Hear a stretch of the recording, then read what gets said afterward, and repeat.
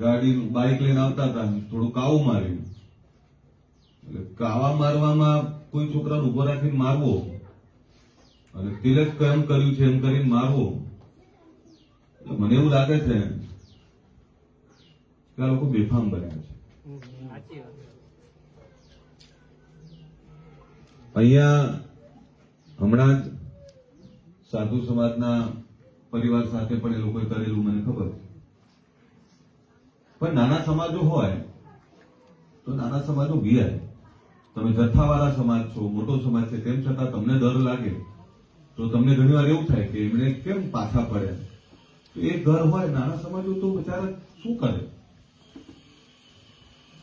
રાત વરે કામે જવાનું હોય, ફેક્ટરીઓ છે, રાત્રે અંધારા આવતા હોય અને ક્યાંક કઈ અજુગતું બની જાય તો દરેકને ડર લાગે.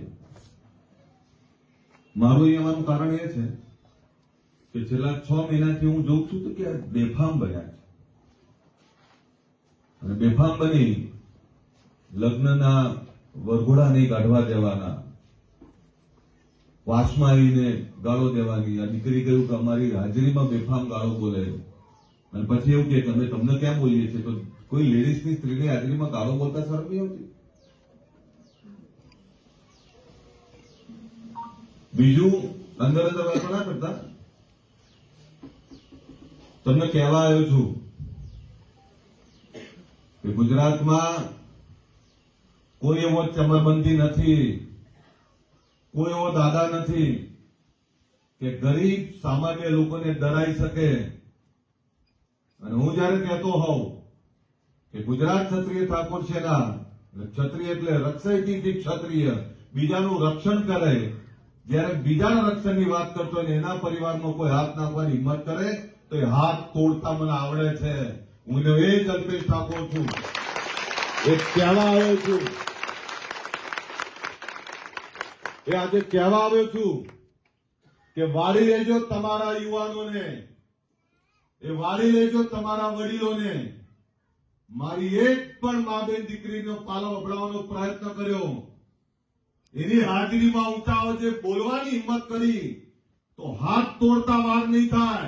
આ એ જ અલ્પેશ ઠાકોરજી કહેવા આવ્યો છું. અને પોલીસને કહેવા આવ્યો છું, તમારું કામ છે લોકોના જાનમાલની રક્ષા કરવાનું, લોકોને રક્ષણ આપવાનું. કોઈ અસામાજિક તત્વ કોઈ પણ સમાજનો હોય, કોઈ પણ સમાજનો હોય, એને પાડી દો. પણ સામાન્ય ગરીબ લોકોને ડરાવવાનો કોઈ પ્રયત્ન કરતો હોય તો એને આજે નથી ચલાવવાનો, કાલે નથી ચલાવવાનો. મને તમારી ડર શું છે કે છેલ્લા 6 મહિનાથી એ લોકો જે રીતે બેફામ બન્યા છે. કાલે કોઈ દીકરો કંપનીમાંથી પાછો આવતો હોય, રસ્તો તૂટેલો છે, મેં જોયો છે, અને ત્યાં બાઇક આમથી એમને કાવું માર્યું હોય અને એવી સામાન્ય બાબતમાં ચાંગલો કેમ કર્યો છે, એ ચાંગલો કેમ કર્યો છે એ બાબતમાં એને મારે અને એને પછી છોડાવવા જાય એટલે એના ઉપર એક કેસ થાય, પેલા ઉપર એક કેસ થાય. આ કયા કાયદાની વાત કરીએ છીએ આપણે? અને છેલ્લા 6 મહિનાથી અહીંયા સાધુ પરિવારને મારે, અહીંયા સામાન્ય પરિવારને મારે. ઠાકોર સમાજ આટલો મોટો સમાજ, જો એને ડરાવે તો નાના સમાજો તો શું કરે બિચારા? એટલે પોલીસને કહું છું, તમારી જવાબદારી છે.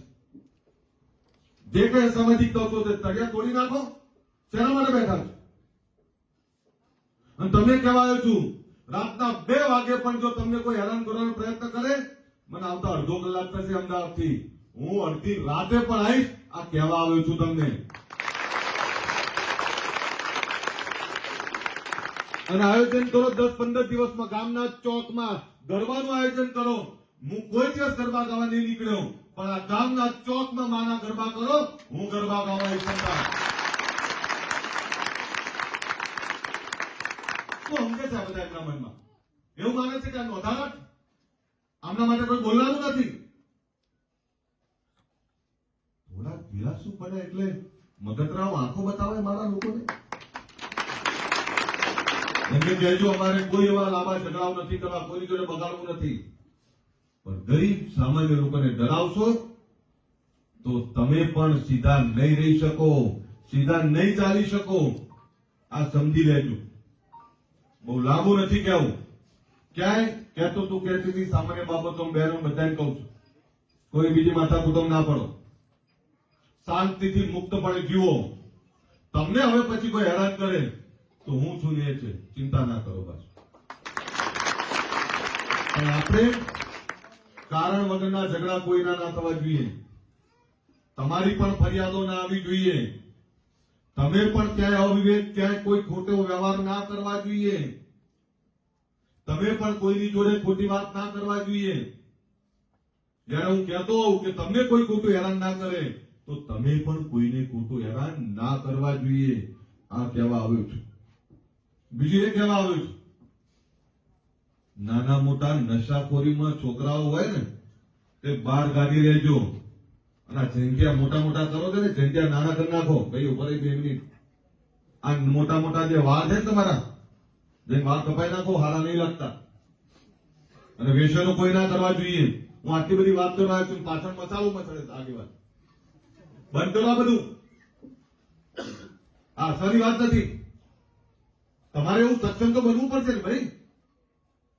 નશામાંથી બહાર નીકળો, વ્યસનોમાંથી બહાર નીકળો, એ કરો અને એવું વ્યક્તિત્વ બનાવો કે બધા તમને સ્વીકારે, તમે એમને સ્વીકારો.